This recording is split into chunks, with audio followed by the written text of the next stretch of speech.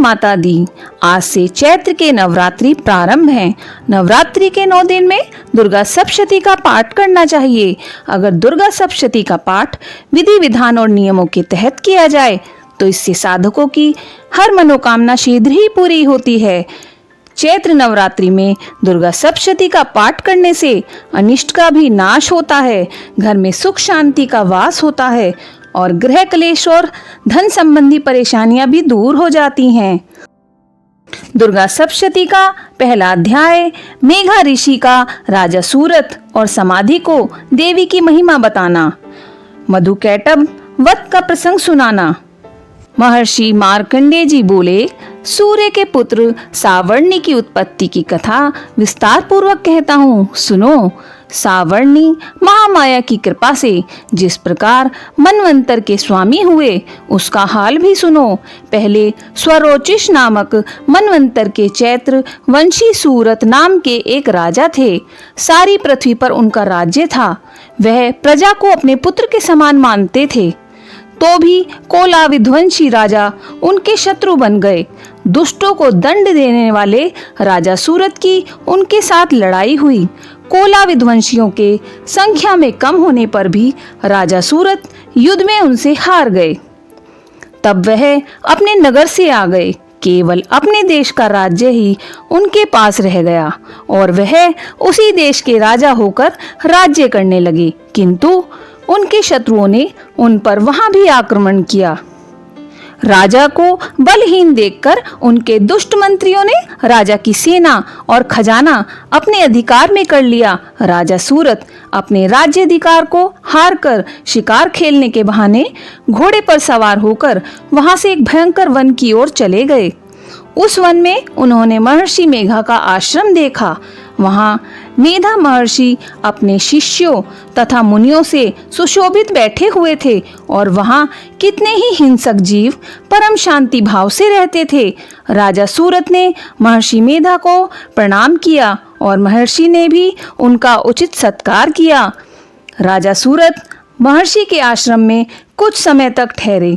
अपने नगर की ममता आकर्षण से राजा अपने मन में सोचने लगे, पूर्व काल में पूर्वजों ने जिस नगर का पालन किया था वह आज मेरे हाथों से निकल गया।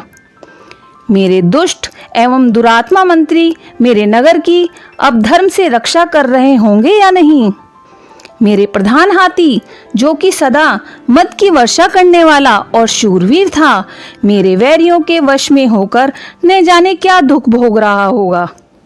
मेरे आज्ञाकारी नौकर जो मेरी कृपा से धन और भोजन पाने में सदैव सुखी रहते थे और मेरे पीछे पीछे चलते थे, अब वह निश्चय ही दुष्ट राजाओं का अनुसरण करते होंगे तथा मेरे दुष्ट एवं दुरात्मा मंत्रियों द्वारा व्यर्थ ही धन को व्यय करने से संचित किया हुआ मेरा खजाना एक दिन अवश्य ही खाली हो जाएगा।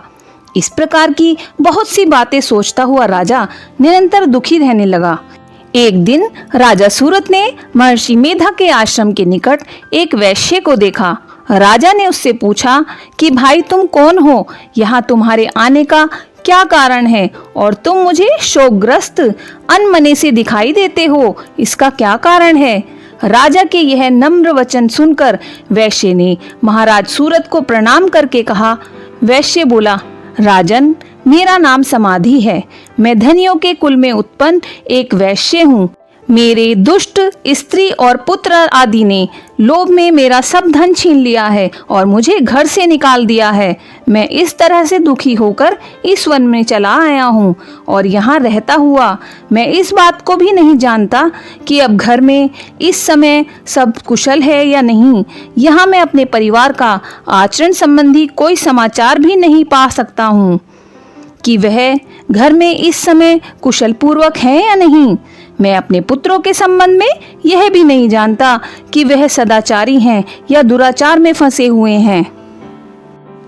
राजा बोले, जिस धन के लोभी स्त्री पुत्रों ने तुम्हें घर से निकाल दिया है, फिर भी तुम्हारा चित्त उनसे क्यों प्रेम करता है। वैश्य ने कहा, मेरे विषय में आपका ऐसा कहना ठीक है, किंतु मेरा मन इतना कठोर नहीं है। यद्यपि उन्होंने धन के लोभ में पड़कर पितृ स्नेह को त्याग मुझे घर से निकाल दिया है, तो भी मेरे मन में उनके लिए कठोरता नहीं आती। हे महामते, मेरा मन फिर भी उनमें क्यों फंसा रहता है? यह बात को जानता हुआ भी मैं नहीं जान रहा। मेरे चित्त उनके लिए दुखी है। मैं उनके लिए लंबी लंबी सांसें ले रहा हूँ। उन लोगों में प्रेम नाम को नहीं है, फिर भी मेरे निस्नेहियों के लिए मेरा हृदय कठोर नहीं होता। महर्षि मार्कंडेय जी ने कहा, हे ब्राह्मण, इसके पश्चात महाराज सूरत और वह वैश्य दोनों महर्षि मेधा के समीप गए और उनके साथ यथा योग्य न्याय संभाषण करके दोनों ने वार्ता प्रारंभ की। राजा बोले, हे भगवान, मैं आपसे एक बात पूछना चाहता हूँ, सो अगर आप कृपा करके मुझे बताएं। मेरा मन मेरे अधीन नहीं है, इससे मैं बहुत दुखी हूँ। राज्य धनादिक की चिंता अभी तक मुझे बनी हुई है और मेरी यह ममता अज्ञानियों की तरह बढ़ती जा रही है। और यह समाधि नामक वैश्य भी अपने घर से अपमानित होकर आया है। इसके स्वजनों ने भी इसे त्याग दिया है। स्वजनों से त्यागा हुआ भी यह उनसे हार्दिक प्रेम रखता है। इस तरह हम दोनों ही दुखी हैं। हे महाभाग, उन लोगों के अवगुणों को देखकर भी हम दोनों के मन में उनके लिए ममता जनित आकर्षण उत्पन्न हो रहा है। हमारे ज्ञान रहते हुए भी ऐसा क्यों है? अज्ञानी मनुष्यों की तरह हम दोनों में यह मूर्खता क्यों है? महर्षि मेधा ने कहा, विषम मार्ग का ज्ञान सब जंतुओं को है। सबों के लिए विषय पृथक पृथक होते हैं। कुछ प्राणी दिन में नहीं देखते और कुछ रात को, परंतु कोई जीव ऐसे हैं जो दिन तथा रात दोनों में देख सकते हैं। यह सत्य है कि मनुष्यों में ज्ञान प्रधान है, किंतु केवल मनुष्य ही ज्ञानी नहीं होता। पशु पक्षी आदि भी ज्ञान रखते हैं। जैसे यह पशु पक्षी ज्ञानी है, वैसे ही मनुष्यों का ज्ञान है, और जो ज्ञान मनुष्यों में है वैसे ही पशु पक्षियों में भी है, तथा अन्य बातें भी दोनों में एक जैसी पाई जाती हैं।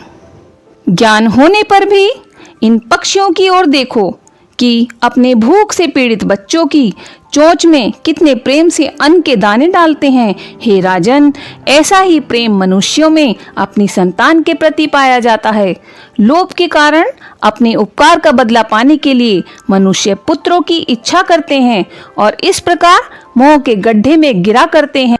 भगवान श्री हरि की जो माया है, उसी से यह संसार मोहित हो रहा है। इसमें आश्चर्य की कोई बात नहीं है, क्योंकि वह भगवान विष्णु की योग निंद्रा है।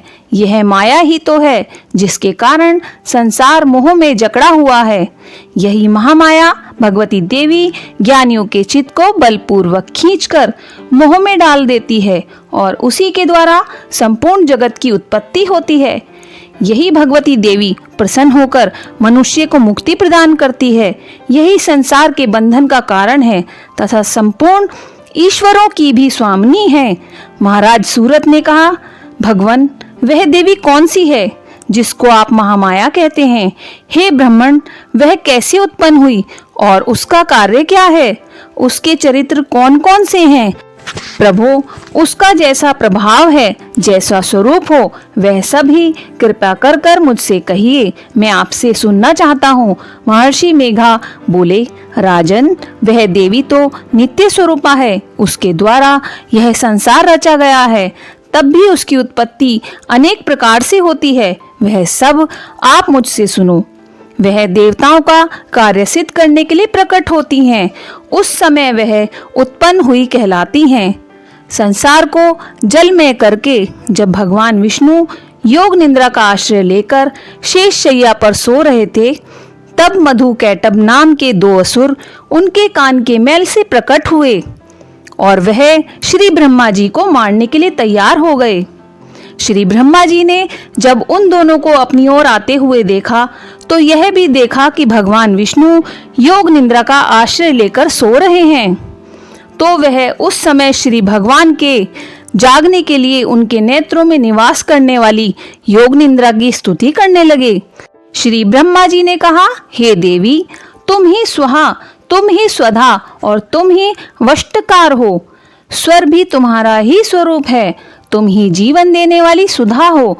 नित्य अक्षर प्रणव में आकार, उकार, मकार, इन तीनों में माताओं के रूप में तुम ही स्थित हो। इनके अतिरिक्त जो बिंदु पथ धर्म मात्रा है, जिसका कि विशेष रूप से उच्चारण नहीं किया जाता है, हे देवी वह भी तुम ही हो। हे देवी संध्या, सावित्री तथा परम जननी तुम ही हो। तुम इस विश्व को धारण करने वाली हो। तुमने ही इस जगत की रचना की है और तुम ही इस जगत का पालन करने वाली हो और तुम ही कल्प के अंत में सबको भक्षण करने वाली हो। हे देवी जगत की उत्पत्ति के समय तुम सृष्टि रूपा होती हो, पालन काल में स्थित रूपा हो और कल्प के अंत में संहार रूप धारण कर लेती हो। तुम ही महाविद्या, महामाया, महामेघा, महारात्रि और मोहरात्रि हो। श्री ईश्वरी और बोध स्वरूपा बुद्धि भी तुम ही हो। लज्जा, पुष्टि, तुष्टि, शांति और क्षमा भी तुम ही हो। तुम खड्ग धारणी, शूल धारणी, घोर रूपा तथा गदा, चक्र, शंख और धनुष के धारण करने वाली हो। बाण, भुषुंडी और परिध यह तुम्हारे ही अस्त्र हैं। तुम सौम्य और सौम्यतर हो। यही नहीं बल्कि जितनी भी सौम्य तथा सुंदर वस्तुएं इस संसार में हैं, उन सब से बढ़कर सुंदर तुम ही हो। पर और अपर सब में रहने वाली सुंदर तुम ही हो। हे सर्वस्वरूपे देवी, जो भी सत असत पदार्थ है और उनमें जो शक्ति है वह तुम ही हो। ऐसी अवस्था में भला तुम्हारी स्तुति कौन कर सकता है। इस संसार की सृष्टि, पालन और संहार करने वाले जो भगवान हैं, उनको भी जब तुमने निंद्रा के वशीभूत कर दिया है, तो फिर तुम्हारी स्तुति कौन कर सकता है। मुझे भगवान विष्णु तथा भगवान शंकर को शरीर धारण कराने वाली तुम ही हो। तुम्हारी स्तुति करने की शक्ति किसमें है। हे देवी, तुम तो अपने इन उदार प्रभावों के कारण ही प्रशंसनीय हो। मधु और कैटभ जो भयंकर असुर हैं, इन्हें तो मोह में डाल दो और श्री हरि भगवान विष्णु को भी जल्दी जगा दो और उनमें इनको मार डालने की बुद्धि भी उत्पन्न कर दो। महर्षि मेघा बोले, हे राजन, जब श्री ब्रह्मा जी ने देवी से इस प्रकार स्तुति करके भगवान को जगाने तथा मधु और कैटभ को मारने के लिए कहा, तो वह भगवान श्री विष्णु के नेत्र, मुख, नासिका, बाहु, हृदय और वक्ष स्थल से निकल श्री ब्रह्मा जी के सामने खड़ी हो गईं। उनका ऐसा करना था कि भगवान श्री हरि तुरंत जाग उठे और दोनों असुरों को देखा, जो कि अत्यंत बलवान तथा पराक्रमी थे और मारे क्रोध के, जिनके नेत्र लाल हो रहे थे और जो ब्रह्मा जी को वध करने के लिए तैयार थे। तब क्रोधित हो उन दोनों दुरात्मा असुरों के साथ भगवान श्री हरि पूरे 5000 वर्ष तक लड़ते रहे। एक तो वह अत्यंत बलवान तथा पराक्रमी थे, दूसरे महामाया ने उन्हें मोह में डाल रखा था। अतः वह भगवान श्री हरि से कहने लगे, हम दोनों तुम्हारी वीरता से अत्यंत प्रसन्न हैं, तुम हमसे कोई वर मांगो। भगवान ने कहा, यदि तुम मुझ पर प्रसन्न हो तो अब तुम मेरे हाथों से मर जाओ, बस इतना सा ही वर मैं तुमसे मांगता हूँ। महर्षि मेधा बोले, इस तरह से जब वह धोखे में आ गए और अपने चारों ओर जल ही जल देखा, तो भगवान श्री हरि से कहने लगे, जहाँ पर जल न हो, सूखी जमीन हो, उसी जगह हमारा वध कीजिए। महर्षि मेघा कहते हैं, तथास्तु कहकर भगवान श्री हरि ने उन दोनों को अपनी जांघ पर लिटाकर उन दोनों के सर धड़ से अलग कर दिए। इस तरह से यह देवी श्री ब्रह्मा जी के स्तुति करने पर प्रकट हुई थी। अब तुमसे उनके प्रभाव का वर्णन करता हूँ, सो सुनो। इस तरह से दुर्गा सप्तशती का प्रथम अध्याय पूर्ण हुआ। इस वीडियो पर एक लाइक अवश्य करें और कमेंट में जय माता दी अवश्य लिखें। धन्यवाद।